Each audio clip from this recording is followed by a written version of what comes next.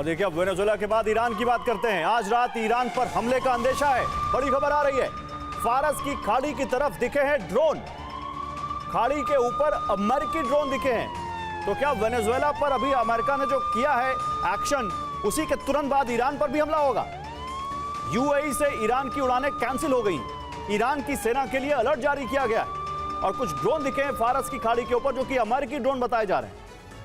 तो वेनेजुएला के राष्ट्रपति मादुरो के अपहरण के पीछे ट्रंप का असली मकसद क्या है? यह सवाल इस समय पूरी दुनिया में गूंज रहा है और इस सवाल के उठने का कारण है मादुरो की गिरफ्तारी के बाद ट्रंप की प्रेस कॉन्फ्रेंस का निचोड़, जिसमें साफ कर दिया गया है कि अब वेनेजुएला सही तरीके से सत्ता परिवर्तन होने तक अमेरिका के नियंत्रण में होगा। आखिर ऐसा क्यों ट्रंप उन देशों पर नियंत्रण करना चाहते हैं जिन पर उनकी नजर गड़ी हुई है? हर सवाल का जवाब अब आपको इस रिपोर्ट में मिलेगा। Maduro kidnap, Venezuela hijack. पहले ड्रग कार्टेल के खिलाफ एक्शन में वेनेजुएला का घेराव, फिर वेनेजुएला पर ग्राउंड ऑपरेशन की बड़े पैमाने पर तैयारी, और वो भी हुआ जिसकी आशंका पिछले 3 महीने से पूरी दुनिया को थी। ऑपरेशन एब्सोल्यूट रिजॉल्व के तहत अमेरिकन डेल्टा फोर्स कैराकास पहुंची और राष्ट्रपति मादुरो के साथ उनकी पत्नी का अपहरण कर अमेरिका पहुंच गई।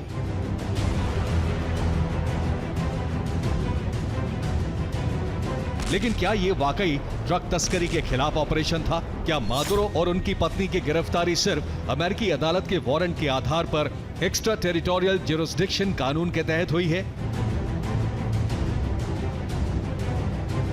अगर जवाब हां है, तो फिर अमेरिका में विपक्षी पार्टी और दुनिया के लिए यह अपहरण क्यों है? जवाब है ट्रंप का वो मकसद जिसे दुनिया यूएस का प्राकृतिक संसाधन उपनिवेश कार्यक्रम मान रही है।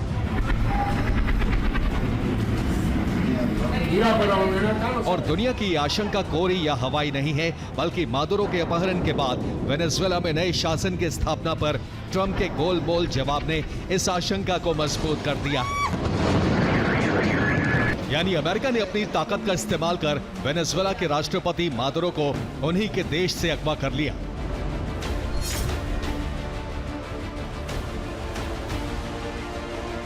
और वेनेजुएला के प्रशासन को चलाने का ऐलान भी कर दिया,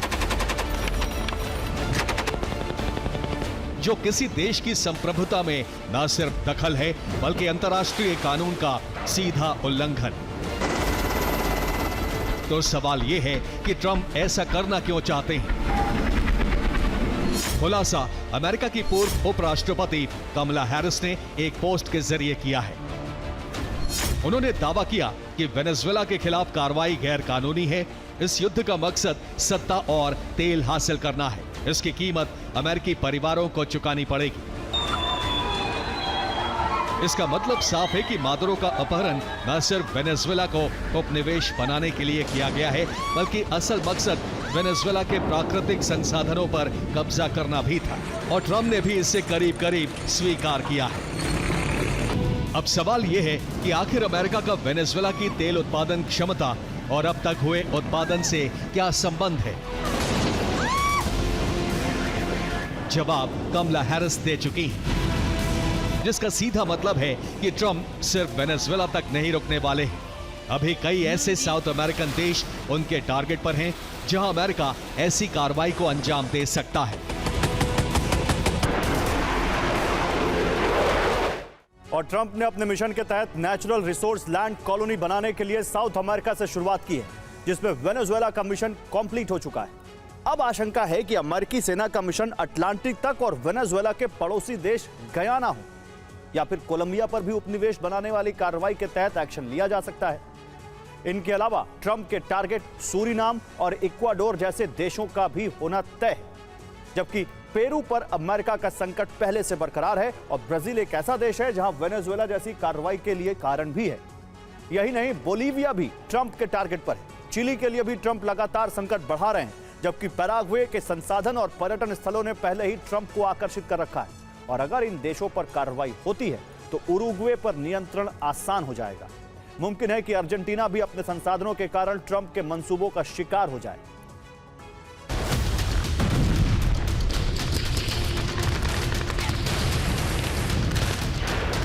लैटिन अमेरिका हो या नॉर्थ और साउथ एरिया, ड्रग कार्टेल जैसे बहाने ट्रंप के पास तब से हैं जब से वो दूसरी बार सत्ता में आए हैं। उनका असली मकसद अमेरिका के साम्राज्य का विस्तार है। उन देशों को उपनिवेश बनाना है जहां तेल या रेयर अर्थ मिनरल मौजूद है। और उन देशों की प्राइम लिस्ट ट्रंप पहले ही सार्वजनिक कर चुके हैं। ये देश हैं कनाडा, मेक्सिको और ग्रीनलैंड। इसमें कनाडा को अमेरिका के 51वें राज्य के रूप में शामिल करने के लिए ट्रंप पहले ही ऑफर दे चुके हैं, जिसे कनाडा ने अस्वीकार कर दिया। ग्रीनलैंड खरीदने के लिए ट्रंप ने वहां के लोगों को लालच दिया, डेनमार्क से वार्ता भी की, लेकिन अब तक असफल है। जबकि मेक्सिको की सीमा पर ट्रंप ने सत्ता में आते ही सेना तैनात कर दी थी। यानी ट्रंप अब जो भी कदम आगे बढ़ाएंगे वो विश्व युद्ध की तरफ पूरी दुनिया को ले जाने वाला है।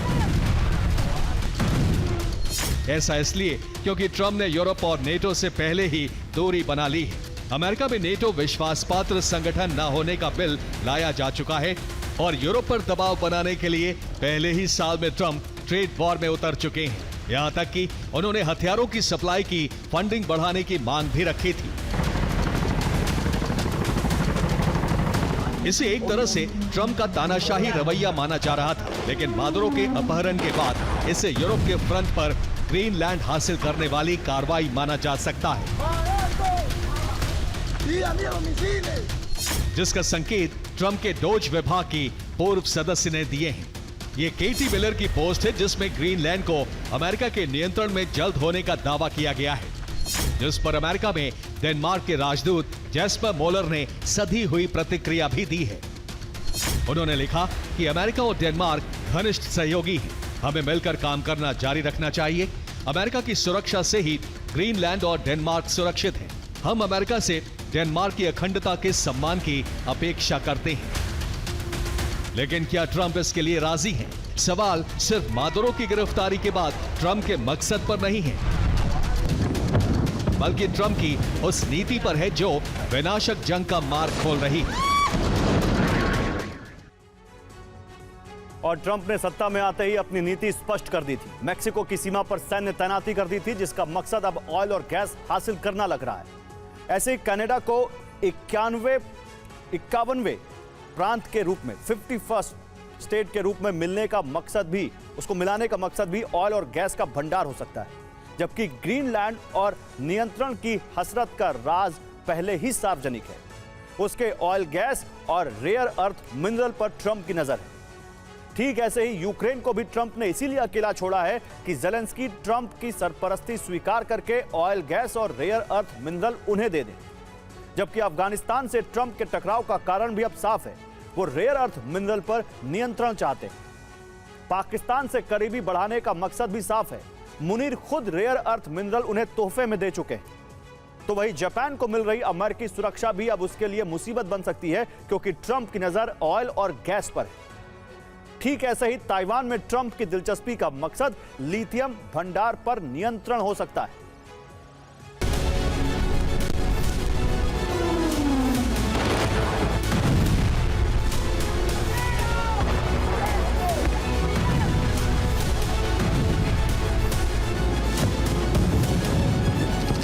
ट्रंप प्राकृतिक संसाधनों से भरे देशों की तरफ धीरे धीरे कदम बढ़ा रहे हैं, जिसमें उनका अगला टारगेट ग्रीनलैंड हो सकता है, फिर मेक्सिको और उसके बाद कनाडा। जबकि दूसरी तरफ यूरोप से एशिया तक साम्राज्य विस्तार के लिए भी कदम उठाए जाने लगे हैं।